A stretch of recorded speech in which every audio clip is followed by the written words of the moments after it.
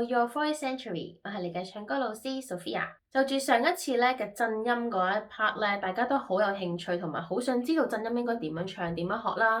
咁我哋學咗有基本嘅知識之後咧，咁我哋將呢個震音咧，唔單止要學識咗，我哋仲要學得好聽，要唱得好好聽嘅。咁點樣先可以令到個震音咧變成好聽咧？咁今日咧就會講幾個點，可能你哋會遇到嘅問題啦。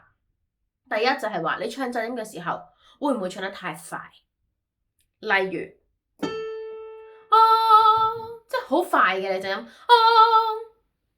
你震到個頻率咧過快，令到咧佢會好奇怪啦，變成咁呢個震音咧就好似好做作咁啦。咁有啲歌句尾你會好做作咁啦，你又覺得唔好聽嘅，或者啲人會覺得其實你冇必要加震音咯，有啲人咁講，係啦。好，另外咧就係過慢，就係個震音唱得太慢，例如即係慢到瀡晒落嚟，其實你加唔加都冇人發現啊！直頭係人哋講你加咗呢啲技巧咩？完全唔覺得嘅，就係太慢啦！你唱得個氣嘅流動唔夠多啊，咁啊令到咧個支撐唔好啦。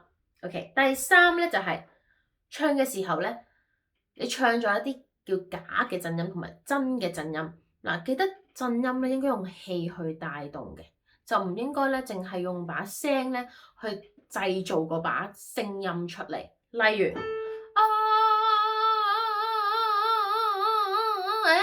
咁嗰啲聲音咧，其實你發現咧好奇怪啦，同埋好簡單嘅判斷，好唔好聽？你覺得你自己鍾唔鍾意你自己咁樣唱？係啦，咁所謂點樣為之真咧，就係一定用氣去帶動。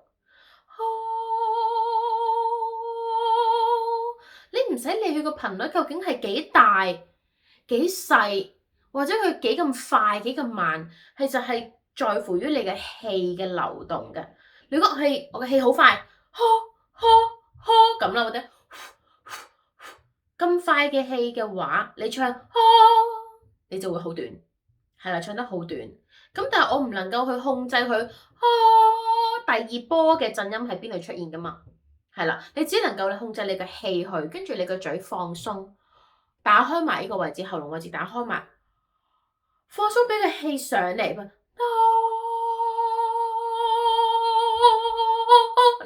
個你控制個肚嘅話，你就會控制個氣嘅流動，咁就咁佢就會喐到你嘅聲帶啦，跟住再碰到你上面一啲發聲點，令到個聲音流動震動出嚟。咁你個嘴一定要放鬆。咁建議咧，我哋唱嘅時候應該比較寬闊少少嘅，唔好太過狹窄，即係唔好唱太狹窄就會好緊咯。我唱因為我哋想呢個聲音咧係周圍走嘅，佢可以傳遞到向前嘅，同埋闊少少啦，寬闊少少啦。咁嗰陣音就好靚咯。例如我上次唱嘅 You raise me up, You raise 已經開咗啲位置 You raise me 上去嘅時候，可以放鬆晒個身體啦，打開，淨係個氣嘅流動就千祈唔好用呢一度去控制，唔好控制唔好咁快去控制，放鬆佢，同埋又唔好話太慢，因為你嗰個肚咧收得太慢嘅話咧，就會唔自然。咁點樣先為之啱啱好啊？就係吹氣，你吹一個長嘅氣啊，穩定嘅長嘅氣，跟住再 mix 埋你把聲度，咁就會比較自然啦。咁另外咧，就係你發現咧啲古典嘅音樂咧，佢哋嘅震音咧會比較飽滿一啲咯。即係佢頭先唱 You raise me up so I can stand on mountain， 好飽滿嘅聲音嘅。咁但係喺流行曲裏面咧，其實唔使做到咁多嘅共鳴，咁飽滿嘅有陣時係啦，可能佢喺句尾嗰度咧會多啲嘅，通常。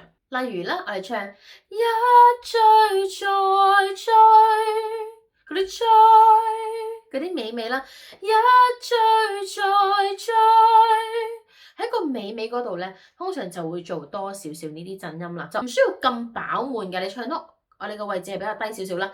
一再就唔使去到上面嘅。有啲時候咧，有啲人唱到喺上面一再，唱到好似好奇怪啦。有啲人就會覺得係啦，因為我哋唔使用咁多啊流行曲，我哋會個位置咧唔使咁飽滿啦，低少少啦。咁但係古典音樂咧，我就會飽滿少少嘅。咁另外咧就係你個情感咧，去帶動你嗰個氣。咁你嗰個聲音，譬如話啊震幾耐，有啲人話震音震幾耐咧，其實就係按照喺你個句子裏面個情感嘅發揮，而去判斷嗰首歌咧應該係窄啲啊、長啲啊、耐啲啊，定係低沉少少嘅。咁呢個我哋下次再講。